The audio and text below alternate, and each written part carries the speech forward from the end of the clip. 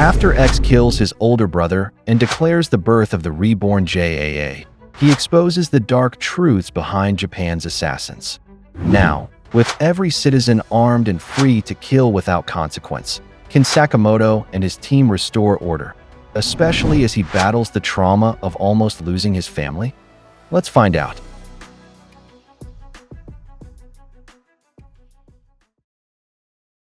The scene showed a woman sitting quietly on a train. A new passenger sat next to her. Because he pressed against her and squeezed close to her, the woman got triggered. She said there was plenty of space, but he chose to press against women every day. So she called him a disgusting pig. Suddenly, she pointed a gun at his forehead and shot him. This was the first day that citizens were allowed to bear arms. The first shooting occurred at exactly 1:40 in the afternoon. On the road, while driving, they noticed the car in front of them switching lanes repeatedly. The driver couldn't believe it was that road rage driver again and called him a menace. He was annoyed because there were apparently children walking in the area. The man sitting next to him asked when that person would be arrested because this wasn't the first time they had encountered him. In extreme frustration, he got out of the car. He said if the police weren't going to do anything, then he would take action. He went to the side of the car and shot the driver. Meanwhile, at the Social Security office, an office worker was assisting someone who was demanding money. The person said that he was completely fed up and that they should be serving citizens. He added that inflation was killing him. The worker responded to Mr. Kasota that his income was sufficient. He apologized but thought the issue was his gambling addiction, not inflation. Kasota couldn't believe his response and asked if he was saying he deserved to die. "Indeed," answered the worker, as he pulled out his gun to target his forehead. After shooting him, he said that because of trash like him, people who truly needed help were being demonized. By day 3 of allowing everyone to bear arms, nearly 0.25% of citizens had already used a bullet. The death toll had reached 324,000. However, there was reportedly a 90% drop in petty crimes compared to the same day last year. On top of a building overlooking a vast area, X and others could be seen monitoring the death count. According to X, when you shoot someone for the first time, the first shot is a heavy decision, and it requires significant justification.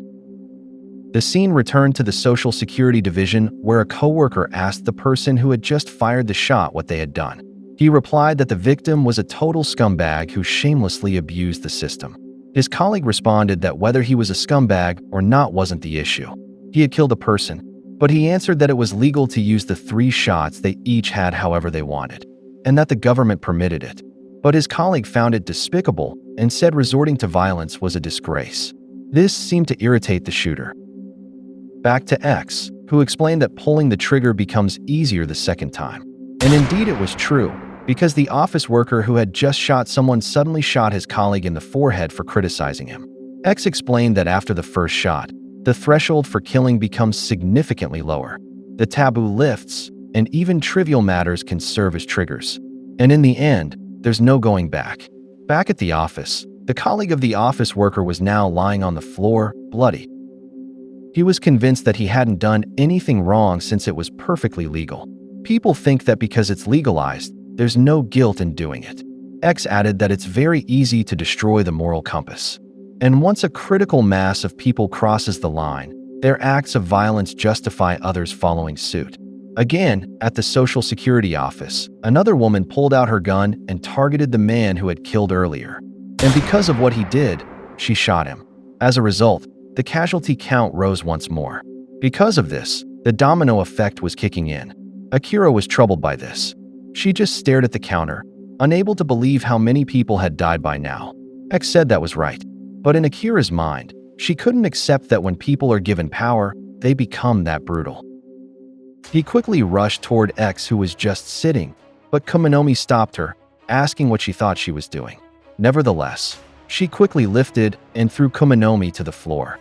And when the person restraining her was down, Akira went straight to X and held a blade to his neck. She asked why X had gone to such lengths just to provoke people to become violent. She wondered what did he want to happen. To which X answered that it was just payback for the dirty work they were forced to do. The scene suddenly shifted to a large JCC building. Torimaru was shown focused on her phone. She said what was happening wasn't funny anymore. She wondered what had happened to the JAA. Japan now seemed like a total dumpster, according to her.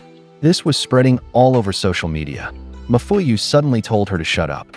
This meant that the Order and X were now working together. He couldn't believe what was happening. Kaji responded that apparently, the JCC was separating from the JAA, and they didn't know how long they would remain safe there. Amane said he had no idea that X was that deranged. He asked how many people would die now. According to Natsuki, it was surely game over for Japan. He had run an AI simulation, and within a week, it showed that 9% of the population dead. They said it only needed 10% for the country to collapse. Torimaru wondered how many people 9% of the entire population was, and Amane answered that it was about 10.8 million. Natsuki thought deeply about why this was happening. If X had a grudge against people, why didn't he just kill them himself? He wondered what X was trying to achieve. Suddenly, someone rushed into their room and called for Natsuki. He said the you-know-what had arrived. He showed and delivered a box, and because of this, Natsuki thanked him, while Torimaru and the others became curious. When he opened the box, it contained a gun. Everyone was curious about it, and Torimaru asked if this was what was being distributed to people. Amane thought it was just an ordinary Glock. Meanwhile, Kaji was surprised that it could be ordered via mail. Natsuki responded that there was a lot of paperwork involved and the process was somewhat troublesome. Mafuyu then noticed an accompanying booklet inside with instructions on the proper stance for shooting. Torimaru was curious about why he ordered it, but Natsuki didn't answer. He was focused on observing and inspecting the gun. He was impressed by the gun's biorecognition system. Suddenly, he fired it and used the 3 bullets, which startled them. Torimaru was frightened by his sudden use of it, but Natsuki just stared at the gun after using it and noticed that it locked after 3 shots. He seemed to realize something and noticed that the gun was a bit heavy. Torimaru couldn't believe it because when she compared it to their school-issued gun, it seemed the same. It looked like just a regular Glock. Nevertheless, Natsuki disassembled each part down to the smallest component. And after that, he found the extra weight he had felt. They couldn't believe he had felt it since the part he retrieved was extremely light. It was only about 1 gram or 2. Natsuki's colleague explained that he spent every day there making thousands of weapons. That's why he knew exactly how heavy things should be. Because of it, Torimaru wasn't surprised that he was the top student in the weapons manufacturing department, and even Amane was impressed. Mafuyu asked his brother what the deal was with that. Natsuki carefully observed the object he had found and realized what it was. It was a remote control module. Because of that IC chip, the JAA could fully control the gun. It could track location, register fired bullets, and lock specific guns. Torimaru asked about the remote control feature, and Mafuyu was curious about what that meant. But Amane seemed to have figured it out. He and Natsuki were thinking the same thing. Because of that feature, they might still be able to stop that act of terrorism. Everyone was shocked by this revelation. He added that they really absolutely need to stop it. Torimaru then spoke to Mafuyu, saying how hot his brother was, causing him to tell her to shut up. Looking back, 3 days earlier, on the very first day when citizens were permitted to carry weapons, a man pointed his gun at someone, demanding that person return his money. He threatened to kill him. Suddenly, someone stopped him, which surprised him. It turned out to be Shin who intervened between the two. Using a wooden stick, he destroyed the gun the man was holding. Boyle did the same thing, calling them amateurs. According to him, they got no business with that kind of thing. Meanwhile, Kendaka confiscated the guns held by the men he passed with incredible speed. Due to his immense speed, they couldn't do anything. He collected their guns in a large plastic bag. They quickly ran away after that, and someone noticed that their group was destroying guns. While running, Boyle said that it was impossible and they couldn't take all the guns. Shin replied that it was better than just standing around doing nothing. Heisuke asked what the police were doing, and Kendaka said they weren't doing anything because they were cahoots with the JAA. In Shin's opinion, it would be faster to bring down the JAA headquarters before they could distribute more guns to citizens. Suddenly someone called them jerks and asked what they thought they were doing. Boyle spoke to Shin through thoughts, saying that those men were from the JAA. Because of that, Shin asked them if they were really into this and just following what X said. One of them answered that it was better than the old regime. Apparently, X was raising the status of assassins, and because of that, they were no longer confined to the underworld. Shin insisted that wasn't a reason to let innocent citizens get caught in the crossfire. Making everyone fight until they die wasn't the answer. The JAA member was surprised by his statement and asked if he had a problem, calling him a punk. But they were just neutralized. While lying on the ground, the one with a mohawk admitted they were tough, while the other just called them bastards. They were just wasting their energy. Shin was confused by this statement. The man added that this society was better for assassins. No one would side with them, and he was certain they would be squashed like bugs in no time. This made them think, and though Boyle didn't want to admit it, they had a point, especially since the entire order was against them. In Shin's mind, not all of them were. Looking back at their confrontation, Shishiba spoke to him in his mind and told him that he wasn't siding with X. Shin was very surprised when he said that he was finally where he wanted to be. Because of this, he warned Shin not to interfere with his plan. He said Mishima was a good guy. Back to the present, Shin was still wondering what he was planning. Meanwhile, back at the JAA HQ, when the New Order members wanted to celebrate the birth of the most powerful assassin group in history, Shishiba just stared at X. He was wondering if Mr. Takamura was really inside him. While they were eating ramen, Nagumo, who was in disguise, said he was pretty sure that he was inside X. When Shishiba asked if he was serious, he replied that Slur had an unusual kind of multiple personality disorder, and that was what they were most certain about. His disguise suddenly disappeared. Because of that, they realized that if Mr. Takamura was indeed inside, then they needed to attack him with utmost care. They would be dead if they screwed that up. Shishiba then spoke to Osaragi and told her not to follow him, something she couldn't believe. When she asked why, he answered that there was no need for her to be enemies with the Order members, but she insisted that she despised them. However, he advised her to just play it cool. According to Shishiba, the assassin-centered society that Oki idealizes was perfect for her. Osaragi couldn't respond to that. Shishiba turned to leave and said later. However, Osaragi called him, and when he asked what it was, she insisted that they were now enemies. Shishiba knew that and just said it was all good. He thought it would probably be easy enough, like removing a speck from the eye. Simple and satisfying, and that kind of job suited him. At least, that's what he thought. He was tired of killings that kept him awake at night. Meanwhile, Shishiba went straight to X, and while his back was turned, he called him Mr. Shishiba. X asked if that was his name and if there was anything he could do for him. He simply replied, "Let's see," and that he didn't think so. He then quickly charged and used his hammer. However, it was blocked by the handle of Takamura's katana, which X was now using. He yanked it, and the two clashed. Shishiba thought that before Takamura emerged, he would take the initiative. He hammered the end of his coat and pulled him closer, something X didn't expect. He subdued him and wanted to end it quickly. He repeatedly struck him with the hammer, but it was blocked by X's weapon. When X looked, Shishiba realized there was someone behind him, and it was Oki. Oki charged at him, but fortunately, Shishiba avoided his weapon. When he called out to him, Oki just replied, "Too bad."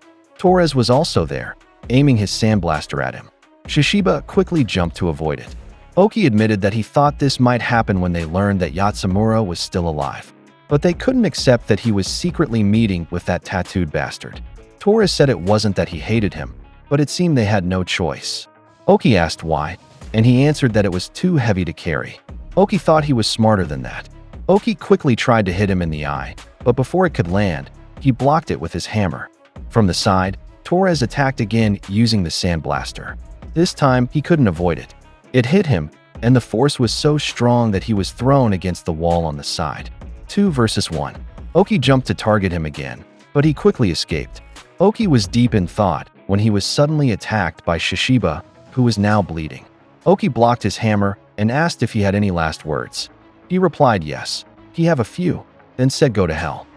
From outside, Osaragi could be seen attacking from behind. She shattered the glass wall using her buzzsaw, something Oki didn't expect.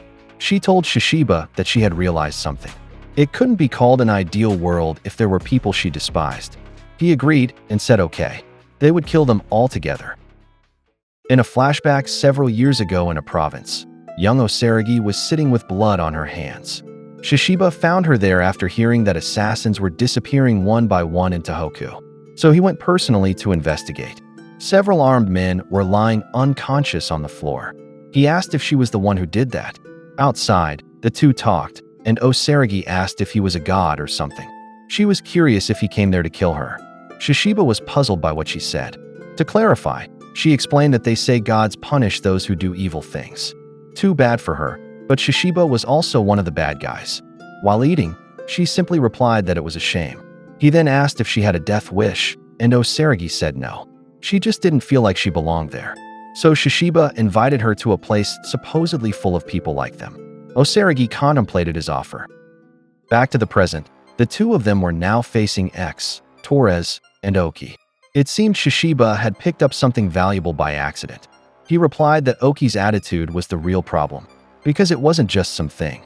However, while preparing, Oki responded that he had no use for tools that acted on their own. He swung his weapon, so the two quickly jumped to avoid it. He ordered Torres to quickly join the fight. When Torres touched the ground, he destroyed where the two were about to land. He hit the floor with his sand blaster, causing it to break. Shishiba was troubled because it created a hole, causing them to fall to the ground floor where many JAA members were present. Oki commanded them that whoever could kill the two would take their place in the order. So they were told to fight for those seats and kill the traitors. The two didn't back down, and Shishiba simply replied, "Bring it on." Back to back, Shishiba and Osaragi fought the numerous JAA members there. Using their weapons, they took down those present one by one, even though they were outnumbered. With his hammer, Shishiba effortlessly beheaded and cut off the hands of those fighting against them. And even when someone had a sharp sword, he didn't back down. Instead, using only his hammer, he shattered the weapon and split the person's body. On the other side, someone used what appeared to be thick metal to stop Osaragi's saw. The man said they should kill her now, so the men simultaneously lunged at Osaragi. However, they couldn't stop her, and she just used her weapon to escape and spin around while killing the enemies one by one. She even reached the upper level, chopping up many JAA members along the way. Witnessing this, Torres commented that they were scary as hell. Oki agreed and said they were like ferocious beasts, and the killing intent of these two was suffocating. From behind, X suddenly changed. Takamura's consciousness awakened inside him. Torres and Oki shuddered at his presence.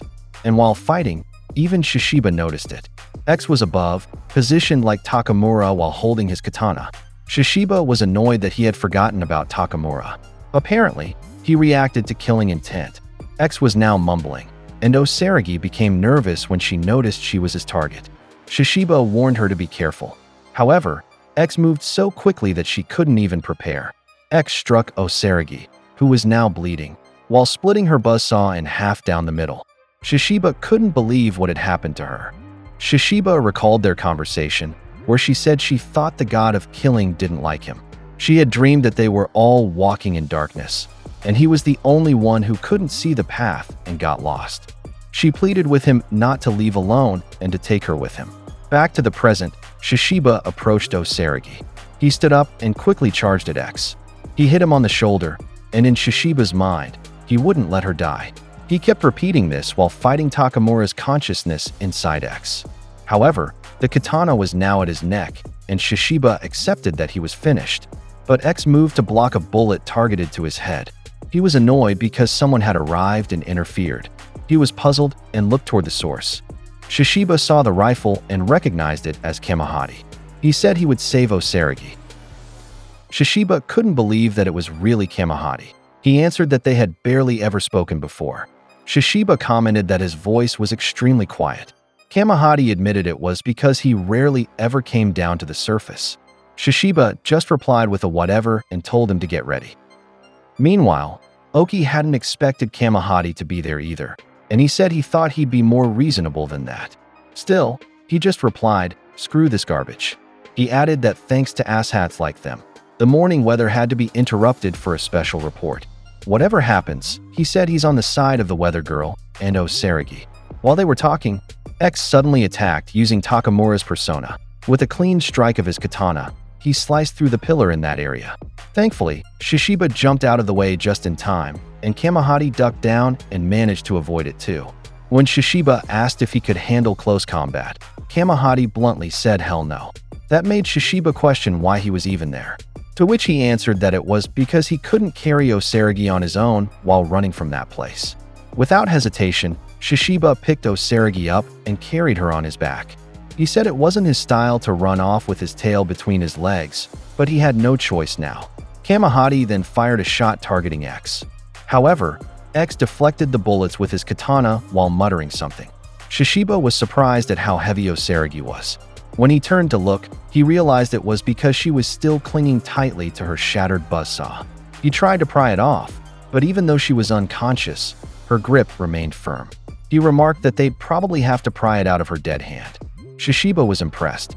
Meanwhile, X leapt into attack. When Shishiba saw him, he didn't back down and brought out his hammer. Kamahati fired again. It wasn't his style, he said, but he had no other choice. He shot at X again, but his ultra-sharp blade sliced the bullet in half. A blast erupted where X stood, damaging part of the building. As they were retreating, Shishiba commented that it was pretty handy, but Kamahati just told him to shut up. When the smoke cleared, X was still standing in the same spot. Torres then asked Oki if he wanted to go after them, but he said no.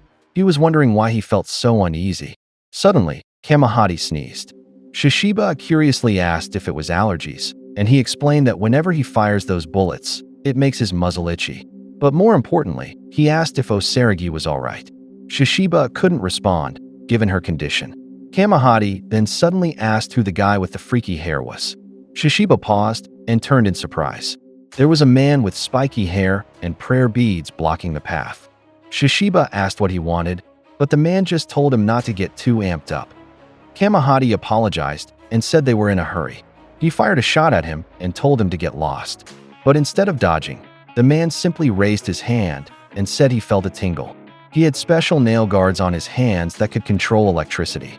He targeted Kamahati from across the area and electrocuted him. Kamahati couldn't react at all as the electric shock hit him, and Shishiba was immediately alarmed. The man approached them and told the sniper not to be so prickly. Shishiba charged at him with his hammer.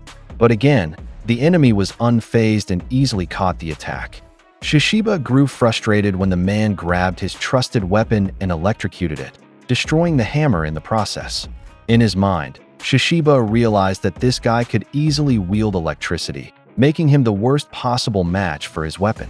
The man smiled and lunged again, while Shishiba admitted he absolutely hated static. They fought head-on, and Shishiba could feel the electrically charged blows. It was like being hit repeatedly with a stun gun. The man just kept smiling and even advised him to find cover. He then repeated the same electric attack he had used earlier on Kamahati. Shishiba was struck directly and couldn't fight back anymore, and so he apologized to Osaragi. However, while lying helpless on the ground, the electric shock that hit him also struck Osaragi. The jolt suddenly woke her up and brought her back to consciousness. She lifted herself up, still gripping her shattered buzzsaw. The man didn't see it coming, so it was already too late by the time he realized that Osaragi had struck him in the face. She hit him with tremendous force using her weapon, destroying the nearby pillar and sending the man flying from where he stood. The impact was so strong that he even coughed up blood. This time, it was Osaragi who carried Shishiba, clenching him with her mouth, and Kamahati slung over her shoulder. She quickly leapt from that floor and smashed through the glass window to escape. Impressively, despite the height, she managed to land safely on the ground below. Meanwhile, the man sat up and laughed. X called him Gozu and told him he was late. Gozu simply replied that he shouldn't be too amped up. He asked curiously who those freaks were, and X answered, "The Order." Gozu commented that they were pretty spicy and declared that he was going to kill them. As Sakamoto stared at their collapsed home and shop, he wondered what was happening to him. He knew it wasn't the time to fall apart. Still, he couldn't help but fall into a daze, because if things had turned out differently, he could have lost his family.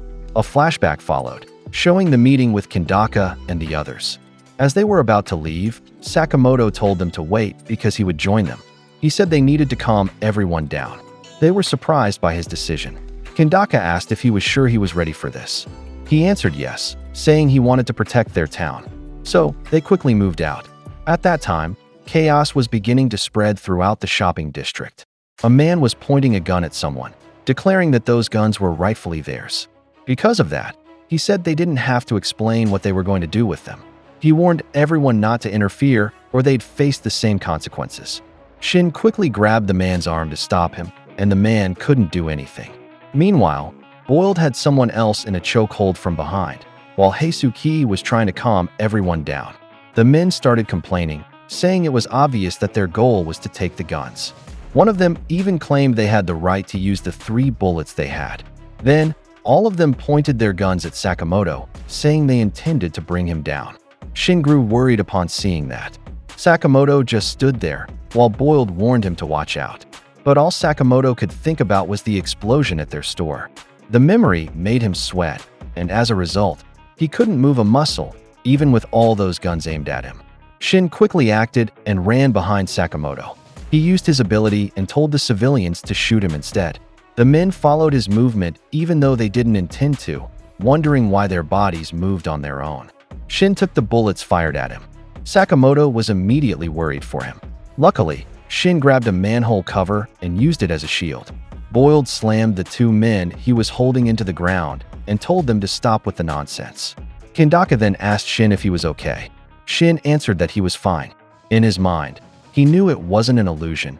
He had rewritten the thoughts of a large group of people all at once. And because of that, he came to realize something. Meanwhile, Heisuki ran toward Sakamoto and asked if he was feeling sick. He still couldn't move and just apologized. He couldn't bring himself to fight. His hands were trembling and his body was frozen. His mind was in complete disarray. Kendaka grew concerned, realizing the situation had affected Sakamoto even more deeply than he expected. Sakamoto added that it was utterly devastating to think he almost lost his wife. He knew he had to bring back the assassin spirit inside him. Suddenly, someone spoke up, saying he was wrong. It was Shin. He said that Sakamoto didn't lose anything. On the contrary, he had found something truly valuable in this world. In his view, the fear of losing loved ones wasn't a weakness. True strength lies behind that fear. Sakamoto didn't expect those words and began to reflect. Shin added that he shouldn't hang his head or feel ashamed. He said he actually liked the idea of opening Sakamoto stores all over the country. Sakamoto didn't say anything in response. For now, Shin told him to leave the protecting to him until Sakamoto regains his strength. The scene shifted to the research center, Okatabe branch, lab number 2. Shin had gone there, visibly irritated, saying they were running out of time. The person he was speaking to asked if he was really sure he wanted to go through with this. It turned out to be Asakura, who called him an ignorant brat. He told him to stop babbling and called him a fool. He couldn't believe Shin was only showing up now just to say something that ridiculous. He couldn't accept that Shin wanted to push his ability to its breaking point. He confirmed if he was really serious about that. Shin smiled and said yes. He knew he was the only one who could do it. Asakura explained that, in truth, his ability to modify thoughts relied on finely tuned electrical signals that targeted specific regions of the brain to produce distinct neural activity patterns. Theoretically, they could create a device capable of reading his brain's electrical activity and amplifying it through a stronger signal, like a radio wave, to expand the range. But Shin got annoyed with the technical explanation and told him to just get on with it. Asakura felt disrespected by his commanding tone. In the lab, Shin asked how long it would take if he rushed it. He replied that it would take around 2 or 3 days, give or take. Shin was frustrated that it would take that long. Asakura reminded him that he was a scientist, not an engineer. In his mind, while he wasn't outright rejecting Shin's request, he definitely wasn't fully on board with it either. Suddenly, someone arrived and offered assistance. Both of them turned to look and were shocked to see it was Kashima. Shin said he thought Kashima was dead, but Kashima replied that he had been searching for Shin too. Asakura was irritated upon seeing him, saying he never thought he'd have to lay eyes on his disgusting face again. He asked how Kashima even had the nerve to show up there after everything he'd done. Shin explained that Kashima was no longer a threat. Kashima's arm was now a mechanical claw. Kashima admitted that, back then, he was convinced his sense of justice was correct. He now knew he had been wrong, and he apologized to them. The two were caught off guard by that. Kashima added that he genuinely wanted to put an end to all the violence happening now, so he pleaded with them to let him help. Asakura was curious as to what had changed his mind, and so Kashima explained that X had been consumed by blind violence, and now he only wanted to satisfy his thirst for revenge. As a result, many innocent people were suffering. X's actions now were far from the concept of justice Kashima once believed in. Asakura had no choice but to allow him to help. So he showed them his plan. He presented the blueprint for the device and told them they only had 1 hour to complete it. Kashima agreed without hesitation. Back in the city, chaos had broken out among the people. The men there were rallying to take down the bastards, Sakamoto and his group. They began searching for them, demanding that they show themselves. Meanwhile, Kandaka, Boiled, and Heisuke were running through the area. When asked where Shin was, Kandaka said he had no clue, but he mentioned that Shin had a plan.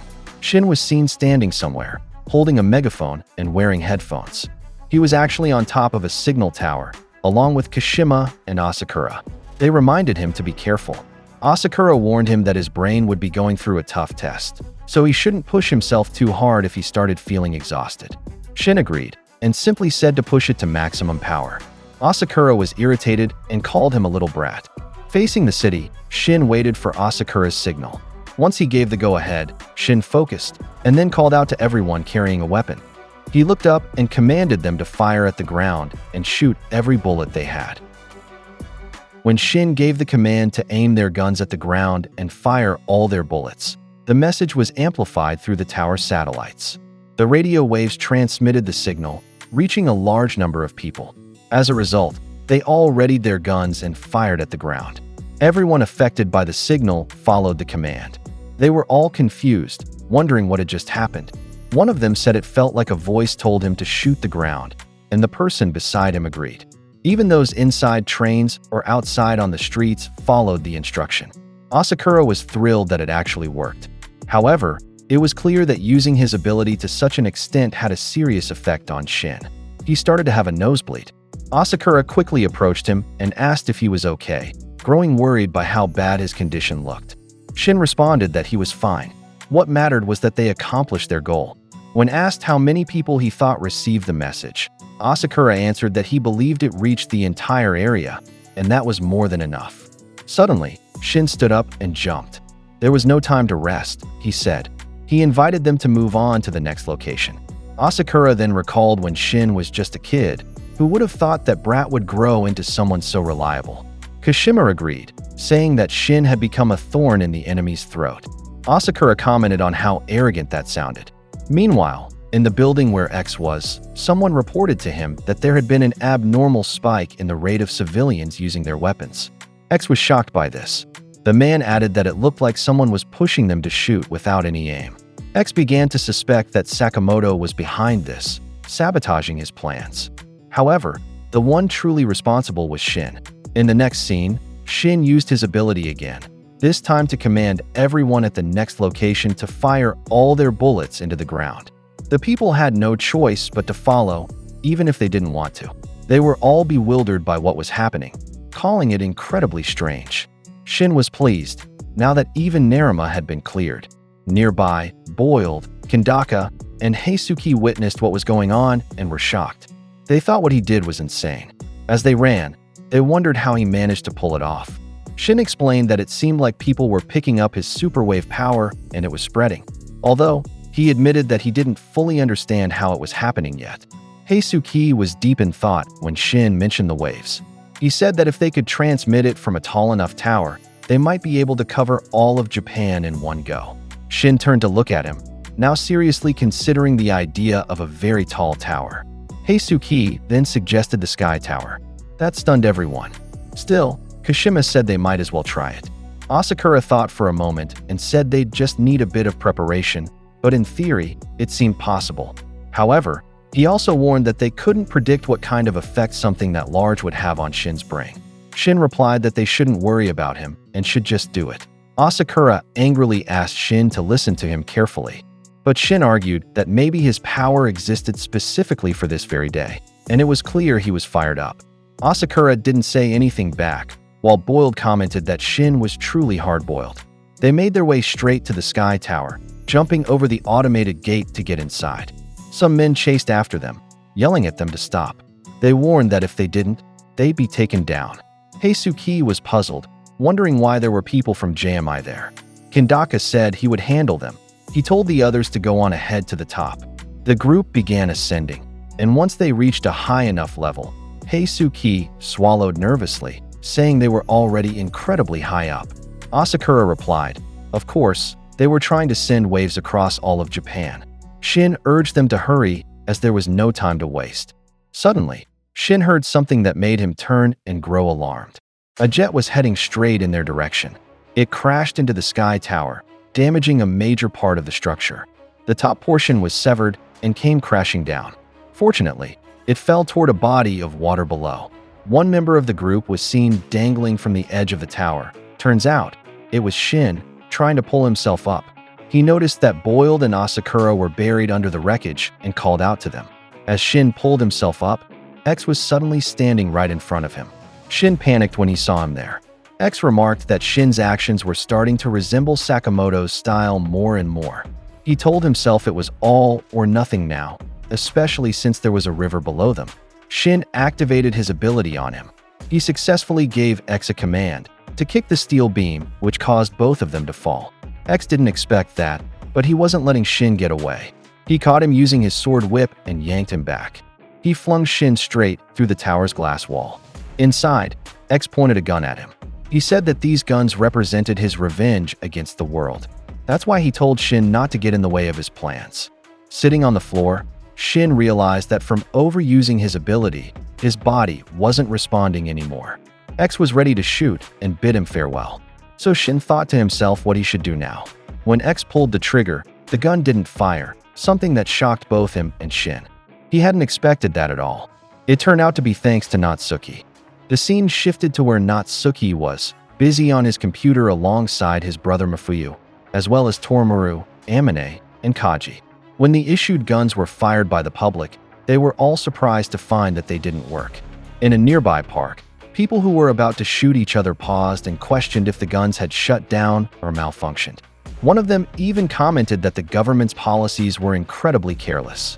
Back to Natsuki. He had successfully hacked the weapons system by tracking their electronic chips and disabling all the guns across Japan. Torumaru was impressed that he could pull it off. Truthfully, it should have been impossible unless the signal transmission center had been damaged. Torumaru jokingly said maybe the sky tree had been smashed. But Amine started thinking seriously about that possibility. They began to suspect that there were others out there fighting too, not just them. Back to Shin. He couldn't believe he had been saved. He felt incredibly lucky, like the bullet had gotten stuck mid-fire. X looked at the gun in his hand, then tossed it aside in frustration.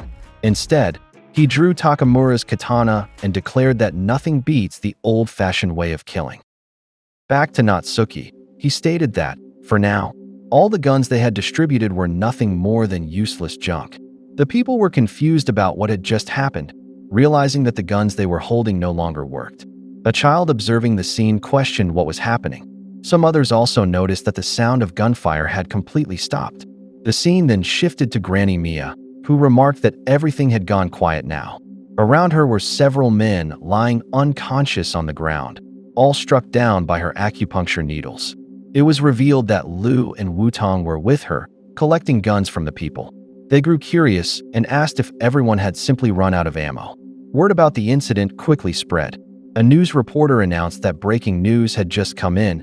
None of the distributed firearms under the legalization policy were functioning anymore. Experts suspected it was a hacking operation carried out by an unidentified group. The news rapidly trended across social media. As a result, some people felt reassured, thinking the streets were now safe. A mother even thought that maybe it was finally okay for her to go outside and shop for their dinner. Back to X, he asked Shin if they were the ones responsible for what happened. Shin replied that he didn't know. In his mind, he truly had no idea what was going on and assumed the guns had just jammed. But he started to suspect that Seiba might have something to do with it. In any case, returning to their current situation, X attacked again with his sword whip. When he swung it, the glass wall of the tower they were in shattered. X admitted that he now considered them a threat. He regretted not finishing them back when they were still in the Kanto branch. Shin smiled and said it sure took X long enough to realize that. Still, he became uneasy, knowing he was now contending with the big boss himself. But it was something he had to do. He recalled Nagumo's advice. When facing X, it was crucial not to show even a hint of bloodlust, or it could trigger the persona of Mr. Takamura. Once again, X took his stance and used his weapon, which made Shin uneasy. X targeted him with the sword whip, forcing Shin to desperately dodge. Even without the Mr. Takamura persona, X alone was already an overwhelming opponent. As Shin dodged, he suddenly noticed a fighter jet seat nearby. He figured it might have fallen there along with the rubble from above. X charged at him again, and with the situation turning into do or die, Shin decided to sit in the seat and pull something from underneath.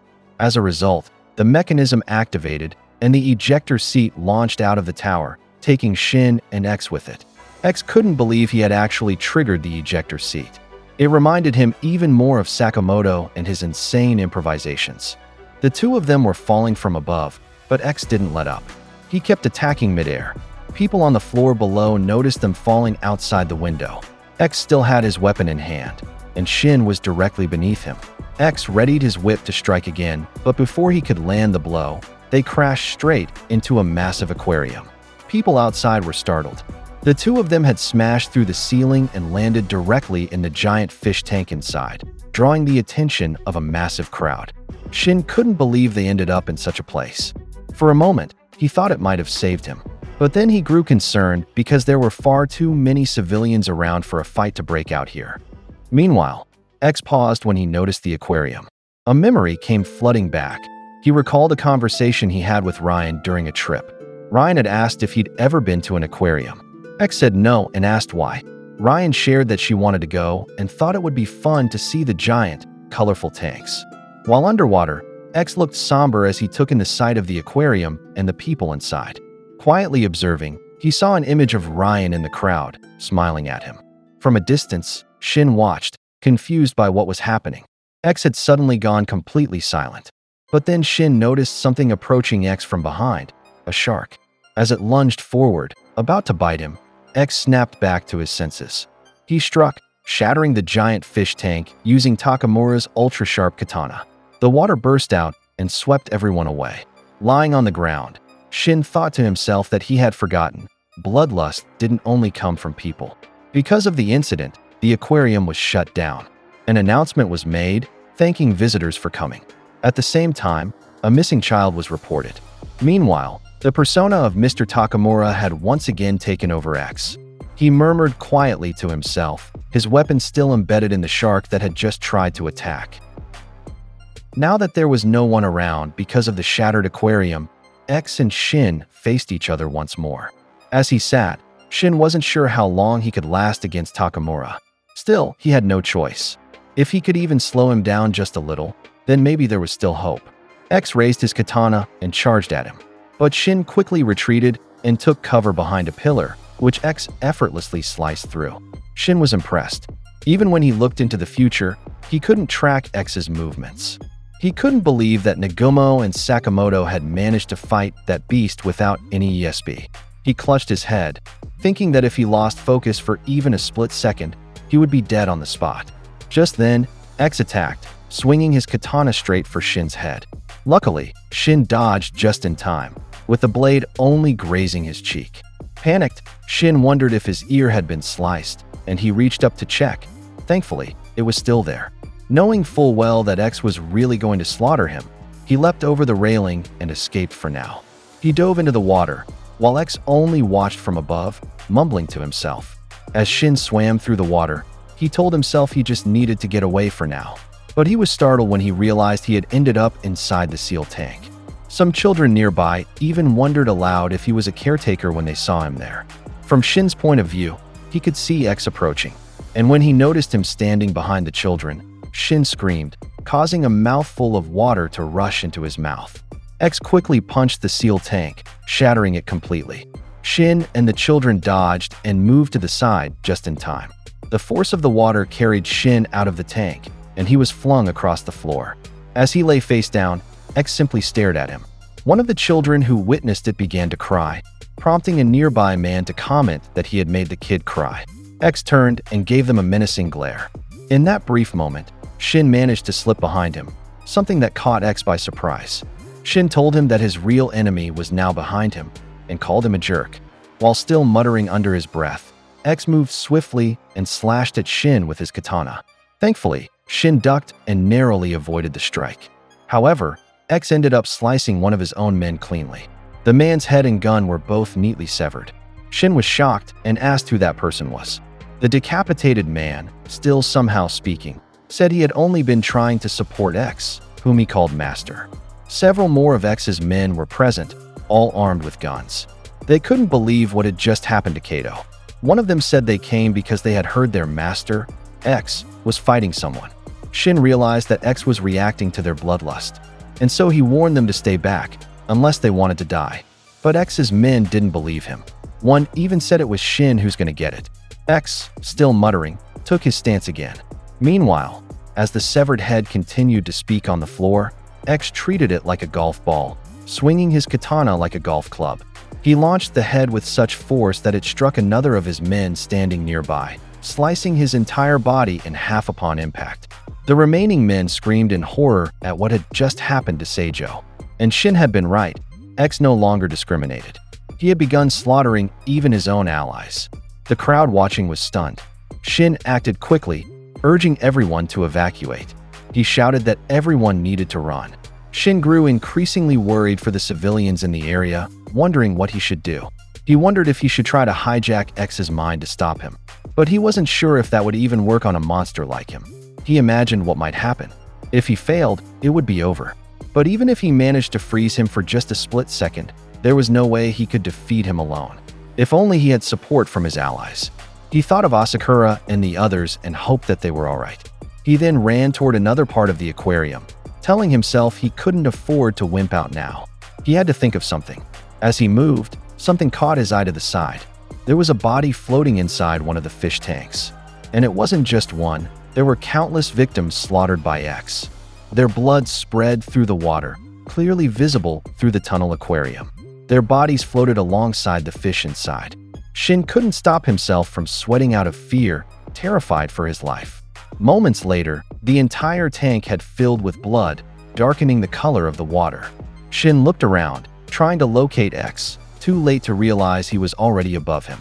X stabbed his katana into the thick glass and targeted Shin again. The strike cracked the glass, and water began leaking out. The two faced each other once more. X emerged from the leaking tank water, while Shin was visibly on edge. He told himself he needed to stay calm and freeze him with his yesbi. However, if X sensed any bloodlust from him, and if his sword moved even slightly faster than Shin's yesbi, he would be dead.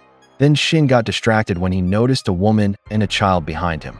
He heard the child crying and couldn't believe they had been left behind. Clenching his fist, Shin silently braced himself to make a critical decision. He told them that everything's okay. He knew what he had to do, delay X, at least long enough for Sakamoto to arrive. He had to create even the smallest opening and attack with everything he had. As he stood there thinking, X just stared at him. And right as Shin found the moment to say freeze, X had already swung his katana at Shin's neck, as if his head had been sliced clean off. Once again, Takamura's persona inside X murmured silently. X had already slashed Shin's neck with his katana before Shin could react. As a result, Shin was unable to fight back. His eyes widened when he suddenly felt someone gripping his clothes. It turned out to be Atari, who had suddenly appeared behind him. Strangely, his head was still intact. Shin was puzzled about why Atari was there, and she simply said she was glad she had made it in time. Shin asked her what she was doing there, and more importantly, he was still in shock over what had just happened. In front of him stood the murmuring persona of Takamura inside X. Shin instinctively grabbed his own neck, certain that he had been slashed. So he wondered, how was he still alive? Atari explained that it was due to the tunnel effect, a phenomenon where a particle can penetrate a barrier that should be stronger than its own energy. But the odds of this happening were incredibly small. In other words, the particles of Shin's body and those of the sword had somehow miraculously not collided. Shin was in disbelief by this explanation. He couldn't believe it was even possible for one object to pass through another. Atari insisted that even if the chance was tiny, if something was technically possible, then luck could make it happen. Shin then remembered that Atari had once told him she only had a tiny bit of luck left. Atari confirmed that this was exactly what had just been used. Meanwhile, X was just as bewildered by what had happened. He couldn't believe it either. Atari, sweating nervously, apologized to Shin, saying that because of this miracle, they were now left with some major bad luck. And what she meant by that was the arrival of new Order members at the aquarium. Shin froze when he realized what Atari was talking about. There stood the leader of the Order, Oki, along with Torres, Kuminomi, Gozu, and Tanabata. Shin turned around to look at them, clear anxiety on his face. Torres asked how they had all ended up at the aquarium, calling it a bizarre coincidence. Oki explained that he had a personal policy of using his free time to recharge his batteries, and scientifically speaking, visiting an aquarium was proven to relieve stress. That was why he often came there. Kuminomi said she had seen on social media that a seal pup named Splashy Maru had just been born, so she came to see it. Goza laughed at that, saying it was as if fate had brought them all there. As for himself, Goza said he had just happened to stop by to use the restroom. Torres, on the other hand, said he had been playing sea yarn pachinko and suddenly had a strong urge to smell the sea. When he asked Tanabata why he was there, he was silent at first. Then he said there was no particular reason. He had just planned long ago to visit that aquarium. He wondered if one really needed a special reason to go. He didn't understand why. And so he added that when he got home, he would write a song about that feeling. After everyone explained themselves, Torres asked what exactly was going on, since they had arrived to find Shin and Atari standing face to face with X. In Shin's mind, this really was major bad luck. His situation was already dire, and now they had shown up, too. He was certain there was no way out now. So he started thinking, what should he do next? Kuminomi said it no longer mattered. They had already decided they would kill them the moment they saw them. She then activated her electromagnet gloves to weaponize objects nearby. She targeted a large whale statue hanging above. Using her ability, she loosened the bolts holding it in place and magnetically pulled it toward herself.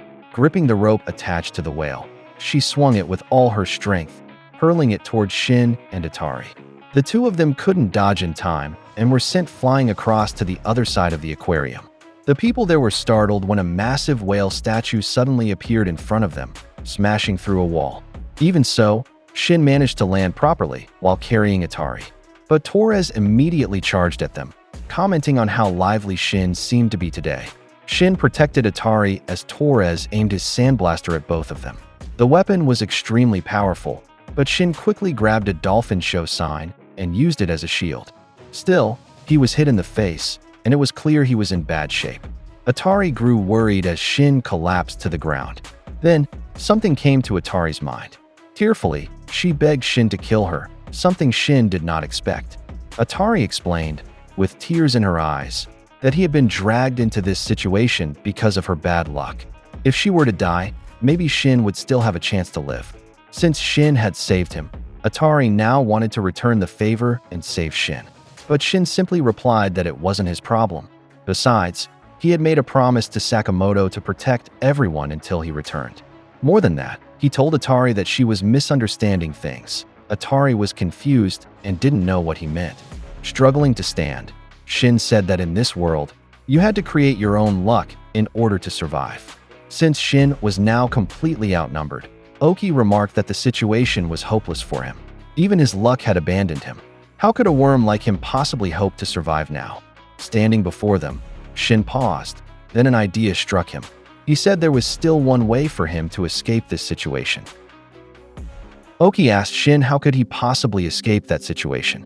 Aside from the newly arrived Order members, the awakened persona of Takamura, murmuring inside X, was also standing right in front of him. However, Shin figured there was only one way he could survive. The crowd around them was stunned when the souvenir keychains from the nearby racks suddenly flew into the air. It turned out Kuminomi had activated her electromagnet glove, drawing the metal keychains toward her. She threw a punch in Shin's direction, but he quickly stepped back and dodged. Returning to Shin's plan, he intended to use his mind-jacking power on them. He believed he could overwrite someone's behavior, even if only for a short moment. The only catch, it could only be used once per person. Suddenly, Tanabata, Torres, Kuminomi, Gozu, and Oki all charged at him together. But instead of fleeing, Shin stood his ground and focused, then used his ability to command them all to attack X. As a result, their weapons, which were aimed at Shin, turned and struck toward X instead. However, X reacted immediately and blocked their attacks. The Order members were stunned. They couldn't believe they had just attacked X. Torres even asked aloud what the hell they were doing. X spun around swiftly, katana in hand, and forced them back. The force of his swings slashed through surrounding pillars and display tanks. Concern was written all over Oki's face as he watched X's violent response. Shin seized the moment to escape, telling Atari to run. Kuminomi, confused, asked what had just happened to her. Oki assumed that Shin had used his ESP to scramble their minds. And because of that, they had revealed their killing intent to X. Now, they would have to face the consequences and take him on. Torres was in disbelief. Kuminomi, on the other hand, thought to herself that she had seen this coming. That's why she never wanted to team up with the Order in the first place. Oki told her to stop being so emotional. Meanwhile, Shin and Atari were already running full speed toward the exit. As X took his stance again, Gozu suddenly squatted down and pressed his hands to the ground.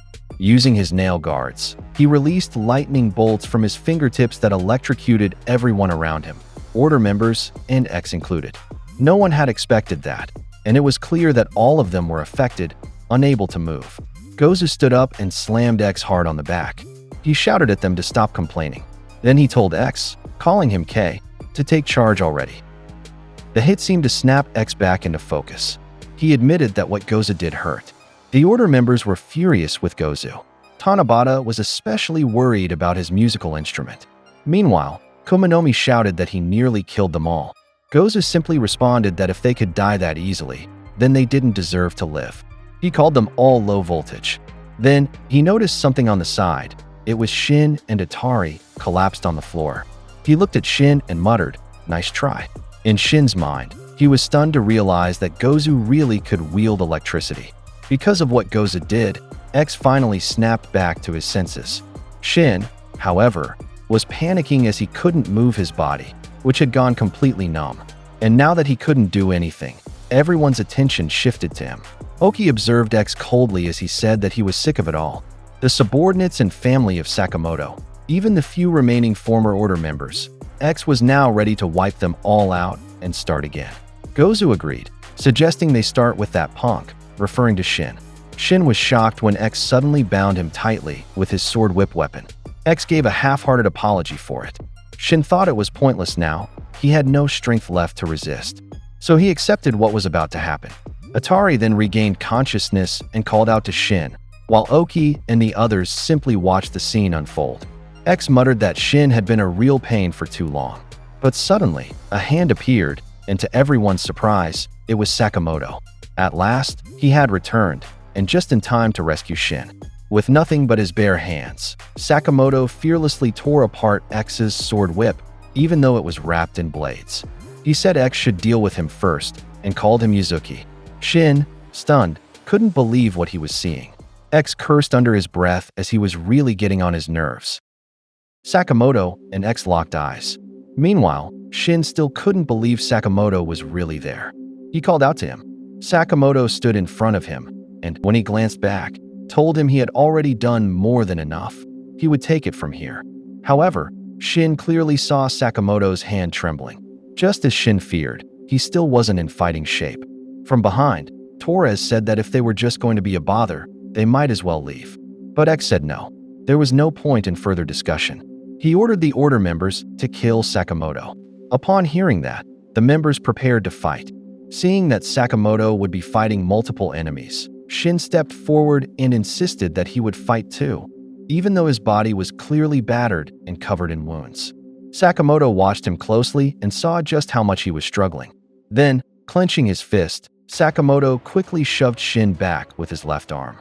The force of that push was so strong that Shin couldn't do anything to resist. He was launched out of the building, crashing through the glass door. Atari grew worried for Shin and called out to him, but Sakamoto grabbed her by the collar and tossed her out after Shin as well. Shin was in disbelief at what had just happened, while Gozu and Kuminomi moved swiftly.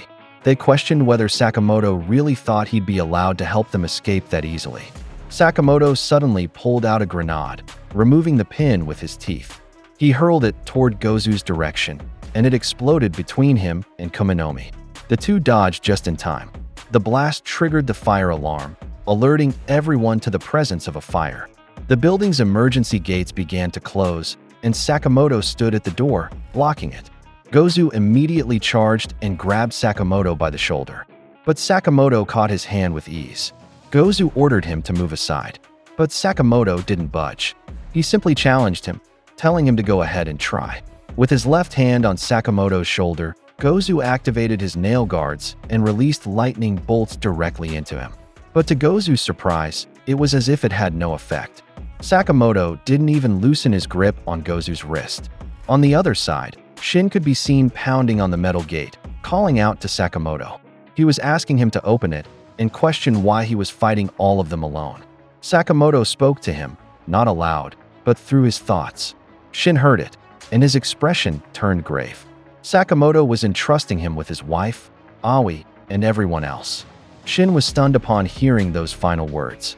Back inside, while Gozu still had a grip on him, he suddenly noticed Torres positioning himself behind them. When Torres aimed his sandblaster at Sakamoto, Gozu quickly stepped aside, allowing Sakamoto to take the full blast. After the shot, Torres saw that he had pierced Sakamoto's left shoulder. Yet, even with his shoulder now wounded, Sakamoto still refused to move from his position.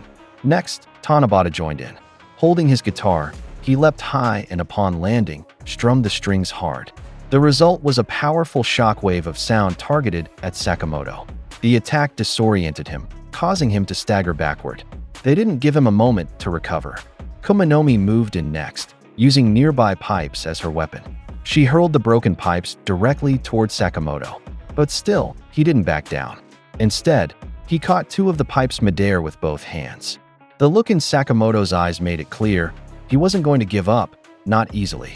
Not even when he was facing not just one enemy, but multiple Order members and X himself. Back to Shin, he was frozen in disbelief. He realized that Sakamoto was fully prepared to die just to protect them, even when he knew he no longer had the strength to keep fighting. Frustration welled up inside Shin. He shouted angrily, telling Sakamoto to stop acting so cool in there. Then, without hesitation, he took off running and yelled that he wouldn't let him die. Atari, startled, wondered what Shin planned to do. The scene shifted to Boiled, who was coughing up water he had swallowed. Beside him was Heisuke. As Boiled sat up, Kendaka commented that he had finally woken up. Heisuke greeted him with a casual yo. Boiled said the last thing he remembered was being attacked at the Sky Tower. Apparently, they had only survived thanks to falling into the river below. They were surprised when they suddenly heard someone yelling. Shin was calling out to them, relieved and happy that they were okay. Heisuke was also glad to see him and called him over. Shin ran toward them, explaining that he had been through so much. He was about to tell them about Sakamoto, but paused when he noticed the cuts and bruises on their faces and bodies. In his thoughts, he realized they had also been fighting all this time. They must be completely exhausted. So now, he felt like he couldn't ask them for help anymore. If they pushed themselves to fight in that condition, they would only end up dead. He didn't know what else he should do. While Shin hesitated, Sakamoto was still struggling. Shin knew he had to go back for him, even if it meant going alone. But then, Heisuke and the others stood up and began walking forward, ready to fight again. He invited Shin to come along and asked where Taro was. Shin was shocked by what they were doing. Kendaka confidently said that fool Sakamoto was probably rushing ahead recklessly again. So they'd better hurry, said Boiled, in hard-boiled style. Shin asked how they even knew. They answered that it was obvious, written all over his face. Heisuke told Shin to stop trying to figure everything out by himself. And to never forget, he's an idiot too. Shin was stunned to hear that. Heisuke added that before he jumped to the wrong conclusion again, he should at least talk to them first. The others agreed with that sentiment. Shin, finally understanding, responded that he got it and apologized to them. Going back to Sakamoto, he had finally been forced out of the building. He had crashed through a wall from an attack and landed in the parking lot below.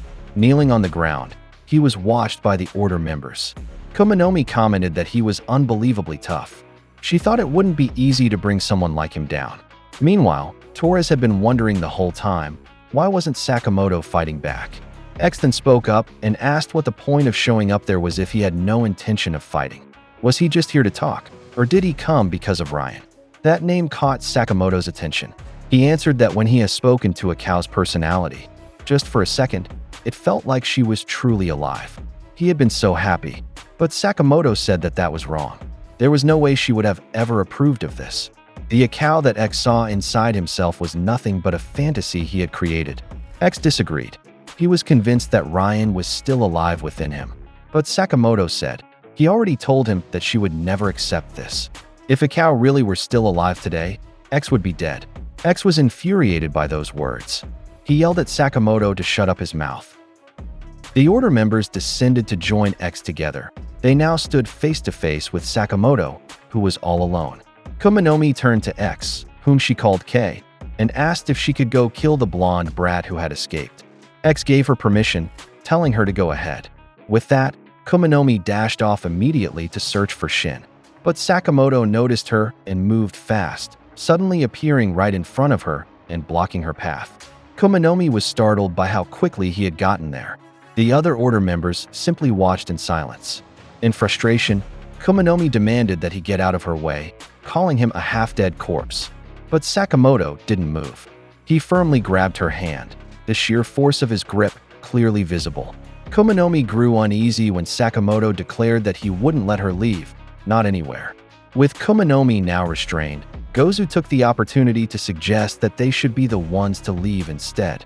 He smirked and said how sweet it was that Sakamoto and Kumanomi were holding hands. He told her to finish Sakamoto while him and Torres would handle Shin. Sakamoto, however, wasn't going to allow that. He grabbed Kumanomi's electromagnetic gloves and inspected it closely. He searched for the switch and started pressing various buttons. Kumanomi, unable to break free from his iron grip, demanded to know what he was doing. Because of Sakamoto's tampering, the crane outside suddenly started moving. Nearby worker grew confused when they noticed it operating on its own. Gozu and Torres, who were still running, also noticed the crane, and it was now moving in their direction. It crashed into the Super Aquarium parking lot, demolishing a large section of it. But Gozu managed to block the impact using his ability, shielding them just in time. Still, he was furious. He couldn't believe Kumanomi allowed Sakamoto to use her own weapon against them. Kumanomi, now freed from Sakamoto's grip, was equally pissed. She yelled at him to shut up and told him to drop dead. Meanwhile, Sakamoto paused when he noticed his own hand. It was trembling. Gozu noticed it too and asked what was going on. He had seen the shaking as well. To him, a coward and a weakling like Sakamoto had no business to fight them. But Sakamoto calmly replied that he doesn't choose his battles based on being strong or weak. Gozu was baffled by that. To him, being weak was the same as being dead. He then activated his kinetic energy manipulation once more, forcing Sakamoto to think quickly. Spotting a parked car nearby, Sakamoto smashed the window and jumped inside. In response, Gozu unleashed a blast of electricity toward the vehicle, hitting it directly. He watched to see what would happen. Inside, Sakamoto gripped the steering wheel and reached underneath, yanking out the wires to hotwire the car, starting it without a key. Within moments, the engine roared to life. He hit the gas and drove straight into Gozu, who slammed onto the hood and was launched into the air. Sakamoto followed him with his eyes, and Gozu clearly didn't expect that. Sakamoto's attention shifted when he saw Tanabata approaching. From the front, Tanabata leapt swiftly toward the side of the car Sakamoto was driving. It turned out he was trying to attach the cable from his guitar to it. Once connected, Tanabata strummed the strings, sending out a destructive wave of sound that severely damaged the vehicle. The force of the attack was so strong that Sakamoto was thrown out of the car, injured and scraped as his face hit the ground. X then declared that the battle was over. In Torres' mind, he called him a stupid bastard. He thought Sakamoto should have just enjoyed a quiet life with his wife and child. X added that this was the final goodbye, but he was sure Ryan would be sad about it. Sakamoto struggled to lift his head to look at him. Slowly, he stood back up and told him to cut the crap. He blamed Yuzuki, saying he was the one who killed a cow. X denied it, but Sakamoto pressed on, telling him to stop using his friend to justify even more crimes. That triggered X. He exploded in rage and shouted at him to shut up. His entire aura shifted, and Ryan's persona manifested from within him. Suddenly, X launched an attack using Ryan's signature technique, the killing pathway, closing the distance in a flash to strike Sakamoto. The attack hit its mark. X asked if he recognized the move. It was the killing pathway, known to Ryan's family. He insisted Ryan was still alive inside him. Then, from behind, X plunged his weapon into Sakamoto's chest and said goodbye. Blood gushed from the wounds on Sakamoto's body due to the strike. Yet somehow, Sakamoto chuckled weakly and managed to speak, saying he was right.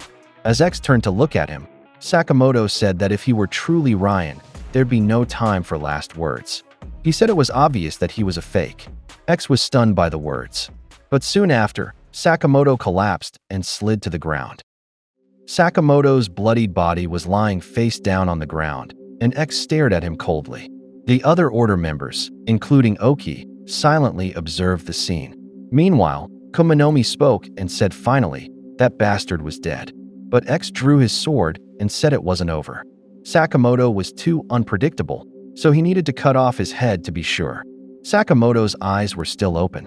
While lying there, he began to recall the people from Sakamoto's store, his memories with friends like Nagumo and Ryan, and lastly, the faces of his wife Aoi and daughter Hana, whom he would be leaving behind.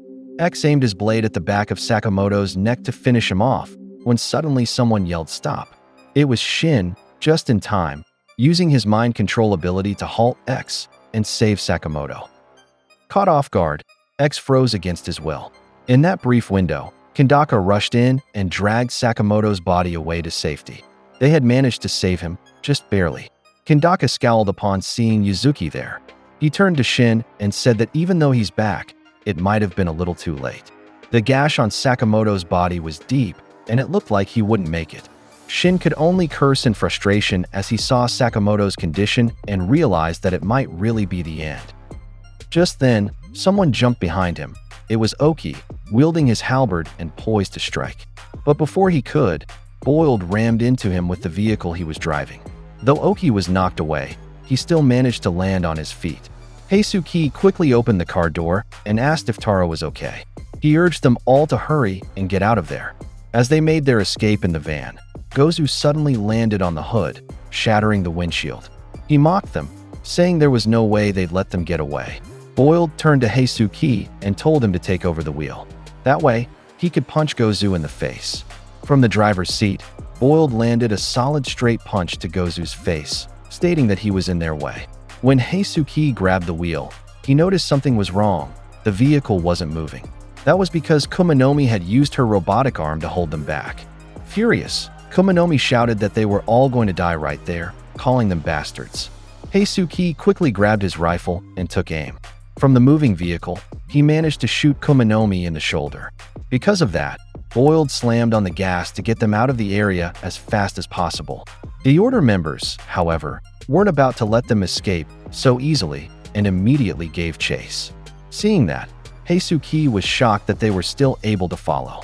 Shin, alarmed by what he heard, suddenly grabbed the steering wheel from the back seat. Boiled didn't expect it and tried to stop him. As a result, the car went off course, crashed through the guardrail, and launched into the air, landing directly on top of a moving train. Everyone inside was in a full state of panic. Due to the train's high speed, Kumanomi and Gozu couldn't keep up and could only curse in frustration. Heisuke commented that that was too close. Meanwhile, Boiled alerted them that they were heading straight into a tunnel. Just moments later, the vehicle slammed into a wall and was destroyed on impact. Luckily, they had already made it inside the train through a window just in time. They all agreed they'd just barely escaped death, and Boiled remarked that it was a hard-boiled move. Shin sat quietly, staring down at Sakamoto. Heisuke's face was tense. He could tell that it was already too late. Sakamoto was unconscious, and despite everything they'd done to save him, it looked like this might really be the end. Heisuke was surprised when Shin suddenly sprang into action and began attempting to resuscitate him. Shin placed both hands on the center of Sakamoto's chest and started performing chest compressions. Boiled called out to him, and even Heisuke looked concerned. But Shin told him to press down on Sakamoto's wound instead. Heisuke hesitated, unsure if he should really do it. But Shin yelled at him, demanding he follow through. Kandaka tried to stop Shin, saying that was enough. He told him to let Sakamoto die with dignity. But Shin refused and told him to take his hands off him. Kandaka insisted that even Sakamoto had accepted his fate. No matter how skilled an assassin may be, death always sneaks up in silence. That, he said, was the burden they all had to carry. Still hunched over, Shin silenced him. He said he already knew all that. But even so, even if he was meant to die one day, he didn't want it to end like this. Tears began falling from Shin's eyes as he struggled to accept what was happening. The atmosphere turned emotional. The others pleaded with Shin to stop. Shin insisted that he hadn't even caught up to Sakamoto yet. He wasn't even a fraction of his level. So why, he cried out, did Sakamoto have to die before him? A heavy sadness fell over everyone because of what he said. Shin added that in the end, he was always useless when it truly mattered. If he couldn't save Sakamoto now, then what was even the point of being there? Suddenly, his eyes widened, as if something had just clicked. He then thought that with his mind-jacking power, he could override a person's behavior for a brief moment. In that instant, he remembered that even after the heart stops beating, the brain remains alive for a few more minutes. That meant he still had one chance. He swore then and there he would save Sakamoto. Heisuke looked confused after hearing those words and asked what he was planning to do. With his hands still pressed on Sakamoto's chest, Shin commanded his heart to move. He focused everything into using his ability. Everyone held their breath, waiting anxiously to see if Shin's ability would work. The next day, news broke that just yesterday afternoon, a series of incidents at the Super Aquarium had left several tanks and exhibits destroyed by a mysterious armed group. According to witnesses, the criminal organization had taken over the aquarium through a highly coordinated assault. The scene then shifted to Aoi, Sakamoto's wife, whose face was filled with grief. Back to the events on the train, the day before, after Shin commanded Sakamoto's heart to move, the anxiety and tension were clearly written across his face. Everyone around him held their breath, until suddenly, Sakamoto's heart gave a beat. They couldn't believe it. It worked.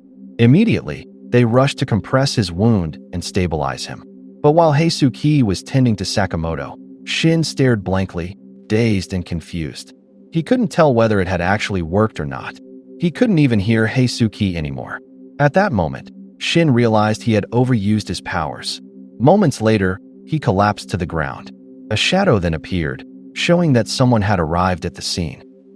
The scene shifted to an abandoned building devoid of any people. Osaragi was lying there, and with her were Kamihari and Shishiba. Someone arrived at the building, and Shishiba said he had some nerve showing up there. The one he was referring to was Nagumo, who had come to visit. He was even smiling and said he was thankful they caused a disturbance, as it made his job easier. Shishiba wasn't pleased by his presence and suddenly stood up to grab him by the collar. Nagumo was surprised he was angry, and he replied of course he was, while calling him a piece of scum. Nagumo explained that while they were raging at JAA HQ, he had already infiltrated the headquarters and gathered important intel. Wasn't that the plan? Shishiba confirmed it was, but said his plan was to kill X. However, Oki and Torres and the other JAA losers were such a huge pain. He asked if Nagumo funnel all the enemies his way. Nagumo scratched his head and said HQ's security was tighter than he expected. He just needed a little more time. Anyway, he thought he had Osaragi with him, but he never expected both of them to get taken down like that. He thought at the very least they'd managed to kill a few of the leaders. Shishiba got so mad at that statement that he yanked his coat. And when he swung his hammer, luckily Nagumo dodged quickly and ducked. What ended up getting hit and destroyed was the wall behind him. Shishiba said he could go to hell. After he kicked his ass, he was done. Kamihari then called out to him. Nagumo asked if he was really okay letting X continue the crap he was doing. Shishiba raised his hammer while Nagumo got into position too. But it turned out they were targeting the ones on the other side of the wall. They struck them both directly, while Shishiba said he didn't consider it his problem anymore. When the person on the other side collapsed, he was in shock, wondering how they even knew he was there. Shishiba walked closer and said he was no longer part of the order. Nagumo remarked that that was a little irresponsible. From outside the window, someone was shown charging toward them. Two men entered and shattered the glass window. One of them pointed a gun at Nagumo and called him a traitor of the JAA. Without any effort, Nagumo slashed his hand, causing him to drop the weapon. Nagumo said that protecting law and order was their job. He caught the gun and fired at the man behind him. He insisted that the state of their country depended on them. Shishiba replied that that's not who he is, and that was exactly the problem with him. Nagumo was confused by what he meant. Shishiba was referring to how he always said things were for the good of the world and other people. While fending off an attacker, Shishiba said he didn't trust people who justified killing like that. He told him to be honest for once. Why did he really want to kill X? Nagumo looked puzzled and began to think. One of the men who had attacked backed away toward the bed. Lying there, Osaragi suddenly pulled out her buzzsaw and sliced him clean in half. His upper body was severed, and she could only complain about how heavy it was. The three of them were surprised when they saw this. Kamihite was glad she was awake and felt relieved. However, tears were falling from her eyes. Shishiba asked if she was crying. She sat up and began sobbing. She couldn't stop crying because she said she had lost, even though she had been granted permission to kill in the name of law and order. And now, she said, she had no more reason to live. Because of what she said, Nagumo commented that at least Osaragi gets it. But Shishiba said she was sick. Kamihite handed Osaragi a handkerchief using the tip of his rifle to wipe away her tears. He told her to stop crying. Meanwhile, Nagumo fell silent as he continued to ponder Shishiba's question about why he really wanted to kill X. He recalled the moment he confronted X and had pleaded with him to at least allow one last chance to speak with a cow. In his thoughts, Nagumo resolved that he would no longer hesitate. Even if a cow's persona emerged, he would kill him without a second thought. Shishiba looked at him for a moment before walking away. Whatever Nagumo had to say, Shishiba said, it wouldn't change how he felt. He no longer had any interest in what X was doing or who might die in that country. As he put on his coat, he remembered Gozu. The only thing he couldn't accept, he said, was defeat. That was all there was to it. Nagumo smiled and said that was good enough.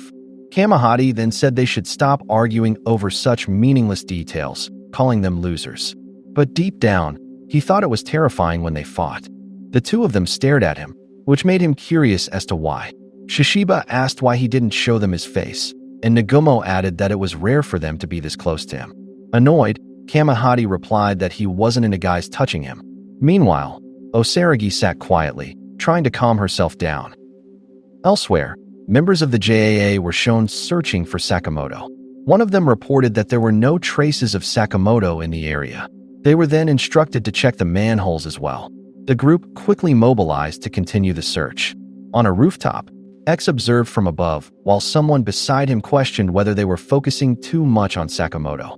Gozu remarked that he didn't think Sakamoto was as tough as people said. Considering the injury he had sustained, he wasn't even sure if Sakamoto was still alive. X fell silent before replying that Sakamoto wouldn't die that easily. As long as he was alive, he would always be in his way. A scene then showed Sakamoto wearing an oxygen mask as his wounds were being stitched.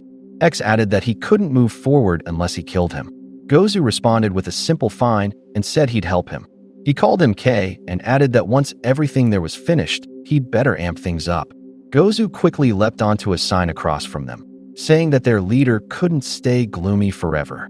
Haruma and the others would surely be rolling over in their graves. X appeared concerned by what he said. Switching to the place where Sakamoto was being treated, someone said she had already done everything she could. It was revealed to be Granny Mia. She said that thanks to his heart, he was hanging by a thread, and whether Taro would wake up or not now depended on his own life force. Shin expressed his gratitude. While smoking, she then told them to scram, which surprised Shin. She questioned whether X is looking for them. If Taro was in that condition, they didn't stand a chance there. But Shin once again thanked Granny Mia and appreciated her concern. She was about to say something else, but Shin firmly stated that he wouldn't run away. Sakamoto had created that place for them, and so he valued it as well. He declared that he was ready to fight to the end to protect it, and he was sure Sakamoto would do the same. Speaking of Sakamoto, he suddenly woke up and looked confused. He began wondering what he had been doing earlier. He then noticed he was on a train, and beside him was a cow, who greeted him. He was surprised to see his friend and asked where they were. The scene then shifted to a train station. A man dropped a 100-yen coin into a vending machine to buy a drink. After selecting his choice, he noticed someone beside him. It was Oki, and Nagumo had come up beside him. Nagumo grabbed the drink that had dropped, prompting Oki to point out that it wasn't his. He grimaced upon realizing it was green juice. Oki insisted that they were enemies and asked what Nagumo was doing there. Nagumo replied that it was just a coincidence that he was there. He followed Oki to the escalator and commented that he seemed tired. That was thanks to him, Oki said. Ever since the new JAA was launched, he hadn't had any peace and quiet. Nagumo walked alongside him and asked if they were getting along. He was referring to Yuzuki or X. Oki replied that they didn't communicate much. He also didn't know what X was thinking since he wasn't the most approachable person. Then he suddenly remembered that the three of them used to be classmates. Nagumo smiled and said that was right. Oki commented that their group must have been rowdy. He paused for a moment before asking if Nagumo was interested in rejoining the order. But then he suggested, why not team up, smiling as he said it. Oki didn't expect the offer. He simply said pass. Without the order, there's no JAA. They had duties. Nagumo replied, saying they were the same. There didn't seem to be any point in negotiating here. Oki asked if he didn't like the fact that he is working with X. Nagumo smiled and replied that he's right, not one bit. An awkward silence settled between them before Oki walked off toward the elevator, saying he had ideas of his own.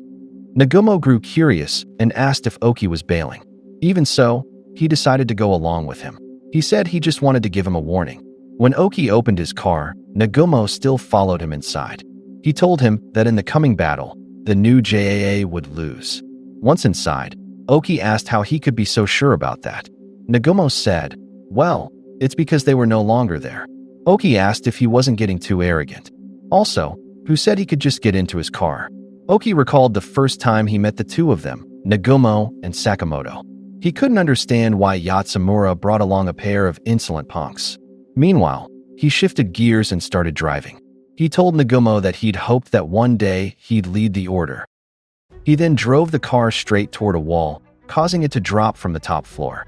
While still inside the falling vehicle, knives and bullets flew.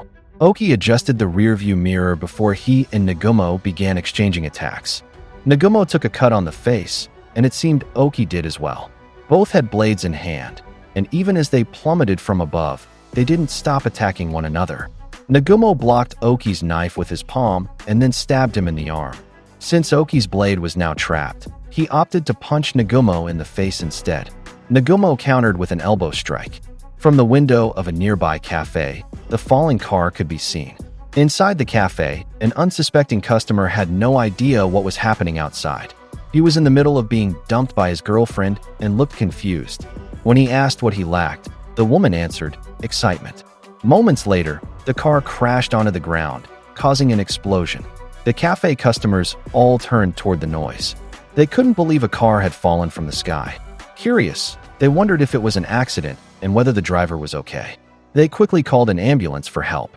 While everyone was busy observing the incident with the car, Oki and Nagumo entered the cafe. The two of them sat across from each other, both still bearing cuts on their faces.